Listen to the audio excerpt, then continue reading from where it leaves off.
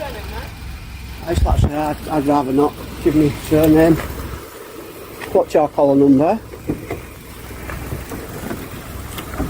Are you recording? Am I recording? Yes, I am recording on my Why camera. didn't you tell me? Okay. Why didn't you tell me? Because I've only just started recording. No, you put it on in the car, didn't you? Okay, I've only just started recording. Right, well, you need to tell. We're going to detain you for the purpose of a search. Okay. You never told me. You never told me why you were. Cameras on me. Okay. Yeah, we're supposed to tell people. Alright, I'm not comfortable you being on police premises whilst. Couldn't care less whether you're comfortable or not. Okay, that's fine. Okay. This is a tyrant here, people. Okay. What's your She's name, going to sir? search us. It's none of your business. It is my business. No, it's You're not. on police premises. Trust me, it's not taking none of your photographs business. and videos. Trust me, it's none of your business. Watch out, buddy. Really isn't any of your business. It's a public place. I can take pictures. Come on then, off you go. Detained under 43. Section 43. Yeah. Search under the Terrorism Act. So I'm PC Lynch, based at the police station. From the very first moment, this interaction goes off the rails. The female officer wastes no time detaining Matt, relying on the utterly baseless claim that she's not comfortable with him filming outside a police station. That alone exposes just how poorly trained or poorly intentioned she is. Because discomfort is not grounds for detention under any law, let alone the highly specific Section 43 of the Terrorism Act. To make matters worse, when her colleague tries to jump in and name the legislation being used, he stumbles, unable to even finish his sentence until Matt, who clearly knows the script by now, says Section 43 himself. It's a telling moment. The people detaining him don't even fully understand the powers they're abusing. Section 43 requires reasonable suspicion of terrorism, not a vague feeling, not a camera, and certainly not someone standing quietly in public. Can I get a copy of that? Put your arm down. No, don't I'll put that away. there. I'm putting it there. Excuse me, I'm entitled to film, okay? You're not. I'm asking you If to I leave. want to film your personal cars, I can. There's no law against I'm it. asking you to leave. And I wouldn't have done. I wouldn't have done. Don't touch me, I'm on public. Get It lost. doesn't matter that you're on public. Say Okay, hello to- keep walking away. No, I can be here if I want to be. All right, you're going to get yourself in deep trouble, lass. Okay. If you touch me, deep Why? trouble because Why? I'm not doing anything wrong. You've searched Okay. me. You're satisfied. We've told you I'm to stood stop here. filming our I'm vehicles allowed to. and You're not our allowed to do that. cars. You're not allowed Okay? to do that. So please leave. You're not allowed to do that. Why, No, I why won't. are you here then? Because I feel like it. Catching tyrants like you and him. I will stand here and I will get every single personal car now, whereas I wouldn't have before. Would you? Okay. Excuse me. Right, this is a start. Deep trouble. Deep trouble. Deep.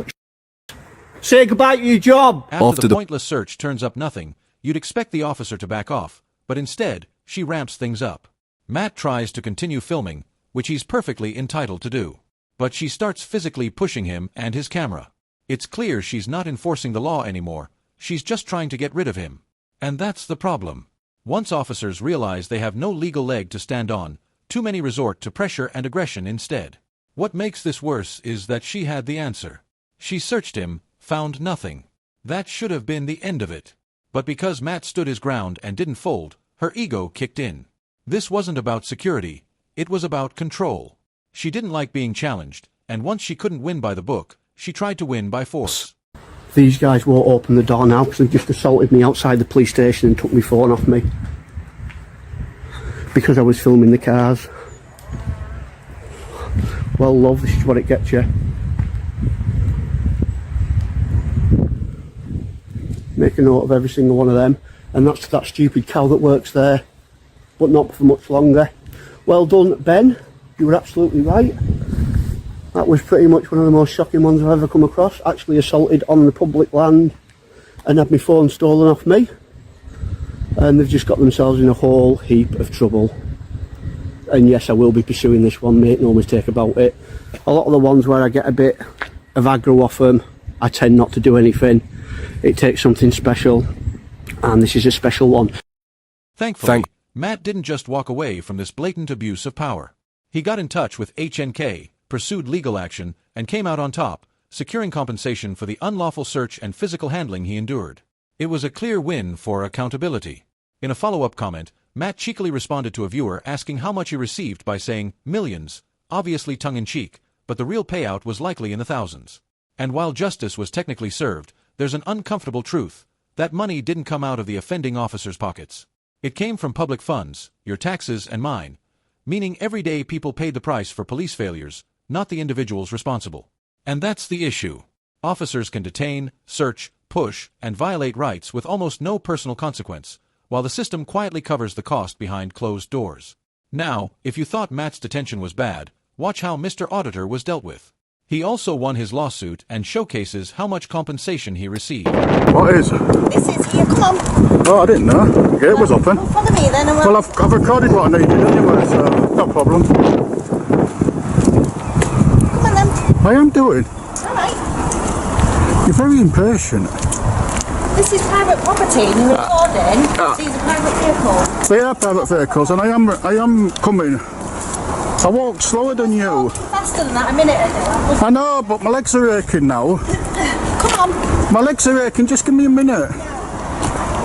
Have a bit of compassion for people who's got bad legs. Come on. You've slowed right down now. Come on. You sound like you're talking to a dog, you know. Come on, come on. It's trespassing. Can I ask you what you're doing, sir? You can ask me, yeah. Yeah, I'm going to stop you right there. What are you doing? Yes, please. Can I ask you what your name is? Yeah, I'm not going to tell you. Okay, you're currently trespassing on police property. Can I ask you what your name is? You can ask me, yeah, I'm not telling Okay, so you. what's your name? I'm not telling you. What's your name and your date of birth? I'm not telling you. Okay, why not? Mr. Auditor was leaving the car park as requested, calmly, without issue, and escorted by an officer. It was over. But then another officer storms in with zero situational awareness and instantly throws accusations of trespassing, demanding personal details as if he's entitled to them. Why? Because the ego kicked in before the facts were even considered. Let's be clear. Walking into a police car park where the gate is open and no signs are clearly visible isn't criminal. At most, it's a simple civil trespass. And Mr. Auditor left when asked. There was no aggression, no refusal, no threat. So, when the second officer swoops in, barking for name and date of birth, it's not about the law, it's about control. And when Mr. Auditor calmly declines, the officer doesn't de-escalate or reassess, he doubles down. Okay, can you explain to me why you're trespassing on police property? Well, the gate was open, I didn't see any signs, and it looked like it was public.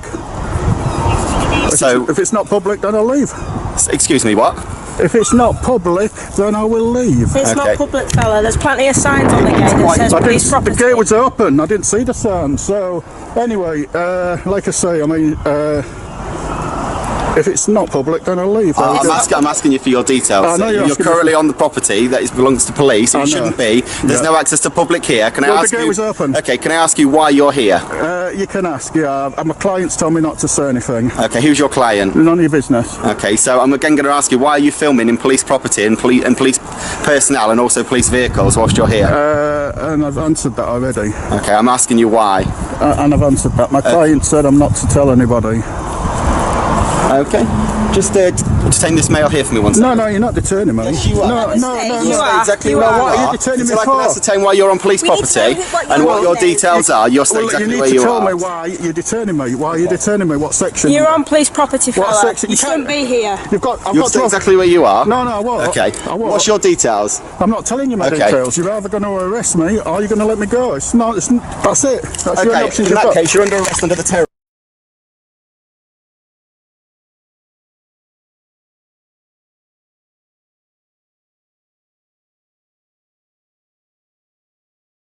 Mr. Auditor does exactly what the law allows. He refuses to provide his details without a legal obligation and holds his ground calmly, drawing a clear line with the officers. Either arrest me or let me go. That's not obstruction, that's knowing your rights. But when the officers moved to detain him, they failed to cite any legal section, which is a fundamental breach of procedure. At that moment, there was no lawful justification presented, only vague references to being on police property. And when they finally do decide to arrest him, only then do they reach for Section 43 of the Terrorism Act, a common fallback when nothing else sticks. But even that feels like a stretch, especially considering Mr. Auditor had already complied by leaving the area when initially asked. The gate was open, signage was unclear, and the officers escalated unnecessarily instead of de-escalating what should have been a non-issue. Following a completely unjustified escalation by an officer who couldn't handle a calm and compliant member of the public choosing not to provide his name, Mr. Auditor walked away with a £6,000 settlement. That's not pocket change. It's a direct admission that the force, homicide police no less, knew they were in the wrong and decided to settle the claim in full rather than let it get dragged further into the legal spotlight. The irony is almost too perfect. The officer claimed Mr. Auditor was trespassing even though he was already leaving and then attempted to fish for personal details without any legal grounds. And now, thanks to a Part 36 offer to settle, The very force that tried to intimidate him had to pay up thousands, funded, yet again, by the public purse. This entire double episode lays bare the uncomfortable truth about a strain of policing that prioritizes ego over law and force over fairness. In Matt's case, we saw a female officer move straight to detainment under Section 43 of the Terrorism Act, not because of any criminal behavior, but simply because she claimed to feel uncomfortable with him filming outside a police station. That isn't a legal ground, it's an emotion. And worse still, once the search was complete and no threat was found, she didn't back off. She pushed him, manhandled his camera, and made it abundantly clear this was personal. That's not how policing should work, it's how power gets abused. Matt's calm resistance throughout is what made this encounter so powerful. He knew the law better than the officers detaining him. He knew that filming from a public space, even outside a police station, is not a crime. And he knew that being uncomfortable is not a lawful basis for a Section 43 stop. His ability to stay composed while being physically mistreated is commendable, and his decision to take legal action paid off. The payout he received, while he jokingly said millions, was likely a few thousand. But, as we've said before, that money doesn't come from the officers' pockets, it comes from us, the public. Then we moved to Mr. Auditor's encounter, an interaction that had no reason to escalate but did, simply because an officer's pride was bruised. After mistakenly walking into a police car park through an open gate with no clear signage, Mr. Auditor was told to leave, and he did. That should have been the end of it. But another officer arrived moments later and instantly shifted the tone, accusing him of trespassing and fishing for his name and date of birth. When Mr. Auditor asserted his right and refused to provide personal details, which he is entirely entitled to do, the officer ramped things up even further. The key moment came when Mr. Auditor made the legal boundary crystal clear: either arrest me or let me go. This wasn't defiance for defiance's sake, it was the law being exercised. But instead of responding with calm clarity or correct procedure, the officer took the bait and arrested him, not because he had committed an offense, but because the officer couldn't handle a situation where someone knew their rights and wouldn't bend. And though Section 43 of the Terrorism Act was eventually cited, it was done after the arrest, not when Mr. Auditor was being detained. That's not just sloppy, it's unlawful. The result, a £6,000 payout to Mr. Auditor, handed out by homicide police via a Part 36 offer, a quiet legal mechanism often used to avoid trial. They knew they were on the losing side of the argument, and instead of risking further exposure in court, they paid out, hoping it would all go away.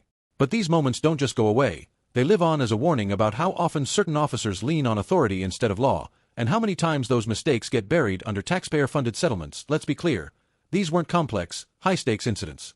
Matt was filming. Mr. Auditor walked into an open car park and left when told to. Yet both were treated like threats. Both had their rights denied. And both were physically or legally mishandled by officers who either didn't understand the rules or didn't care. It's not a lack of tools or training that caused these failures. It's a lack of discipline, restraint, and accountability. And while payouts like these can feel like justice, they're also a symptom of a broken culture within some ranks of the force. In the end, both Matt and Mr. Auditor walked away with wins, not just legally, but morally. They stood firm, held the line, and reminded us why it's so important to document and challenge authority when it crosses the line. But they shouldn't have had to. What should have happened was simple. The officers should have de-escalated, listened, and let the law, not their pride, guide their actions. Until that becomes the standard, episodes like this will keep surfacing, and the cost won't just be financial. That's it for today's video. If you enjoyed this episode, don't forget to like, comment, and subscribe. It really helps me continue with my independent coverage. Also, don't forget to check out Matt and Mr. Auditor. Their channels are linked in the description. Show them some love. Thanks for watching. This was Rate the Audit, and I'll see you in the next.